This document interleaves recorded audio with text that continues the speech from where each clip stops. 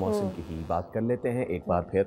कराची के दिन का आगाज़ हुआ है गर्म तरीन गर्मी के साथ। और अच्छा पता है क्या साथियों, एक चीज़ आई मिस्ड और वो हमें शायद मंडी वाले सेगमेंट में बात करनी चाहिए, लेकिन चले अब उसको बता ही देते हैं। संडे था कल, यानी कि ईद से पहले का आखिरी संडे था। नहीं था रश, नहीं था रश, मैं फिर रिपीट कर रहा हूँ, नहीं था रश। क्यों? बहुत गर्मी है। तो अब ईद में मौसम कैसा रहेगा, ईद में कैसा मौसम रहेगा, उस पर भी हम ज़रा बात कर लेते हैं। अच्छा, एक और चीज़ है, कराची के अलावा पंजाब में भी बहुत ज़्यादा गर्मी, जैसे मुल्तान है, फैसलाबाद है, वहाँ भी बहुत ज़्यादा गर्मी हो रही है। और अभी अपने प्रोग्राम में थोड़ी देर पहले ही हम ग्लोबल वार्मिंग और उसके असरात और गर्मी का प्रोलॉन्ग होना, गर्मी का जल्दी आ जाना, ये सारा कुछ कर रहे थे, जिक्र कर रहे थे। तो मेरे ख्याल में वो अब कराची में तो कल जो यू आर टॉकिंग अबाउट कि दिन में बहुत गर्मी थी, दिन दैट इज वाई, फिर उससे क्या होता है, लोग ठंडे मौसम निकलने शाम में फिर निकलते हैं, सारे जब निकलते हैं ट्रैफिक जाम हो जाता है, बहुत सारे लोग नहीं पहुंच पाते हैं। हाँ, बहुत ज़्यादा लोग नहीं पहुंच पाते। मैं रेफर कर रहा हूँ उन सालों में कि जब लोग सुबह से निकलते थे, पूरा दिन घूम रहे हैं मंडी में और एक तो चीज़ें, दूसरी चीज़ें आपने सोशल मीडिया पे एक तस्वीर सर्कुलेट होती हुई देखी होगी कराची की, एक गूगल इमेज सैटेलाइट, और उसमें दीगर शहरों की भी गूगल इमेज होती है और उसमें दिखाते हैं कितना सब्जा नहीं है। जब कराची की बात करते हैं तो ऊपर से कराची बिल्कुल सफा चट नजर आता है, बाल गंजा नजर आता है, कराची गंदा लगता है, बदनुमा लगता है। ओके, अंजुम नजीर साहब हमारे साथ मौजूद हैं। अंजुम साहब, तो ईद पे भी शदीद गर्मी होने जा रही है? नहीं जी, अगर आप ईद पे बारिश के उसकी बात करते हैं मौसम की, तो मौसम प्रीवियस डेज की निस्बत कदरे बेहतर होगा। एक्सपेक्टेड जो हमारा मैक्सिमम टेम्परेचर होगा वो 35-36 की रेंज में रहेगा। इस दौरान जो है वो सुबह शाम के औकात में कुछ समंदरी बादल भी फिजाओं में नजर आएंगे, लेकिन नमी का तनासब ज्यादा होने की वजह से जो महसूस की जाने वाली गर्मी है वो 2 से 4 डिग्री ज्यादा हो सकती है।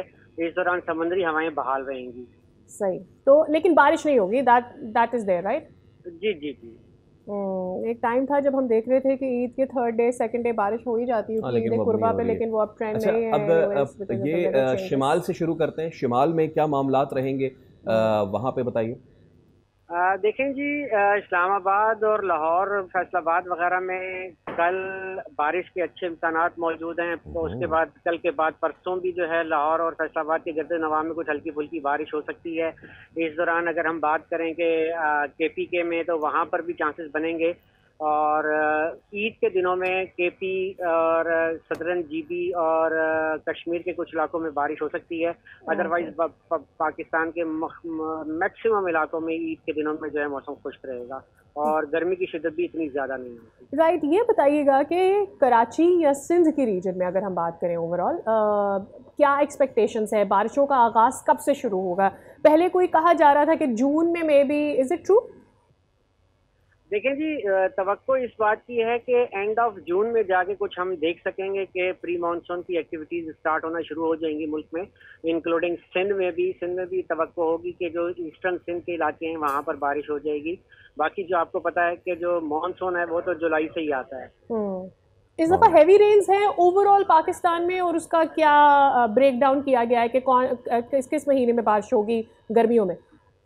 देखें जी, हमारे यहाँ मानसून जुलाई से लेकर सितंबर तक होता है और मैक्सिमम जो बारिश हमारी होती है वो जुलाई अगस्त में होती है। तो जुलाई और अगस्त में आप हैवी रेनफॉल के इवेंट्स को रूल आउट नहीं कर सकते।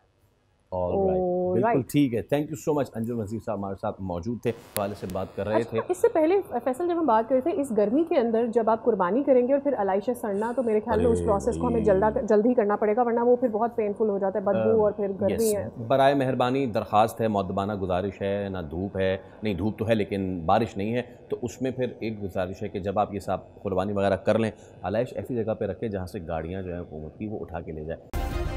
सब्सक्राइब करें और बेल दबाएं ताकि कोई खबर रह न जाए।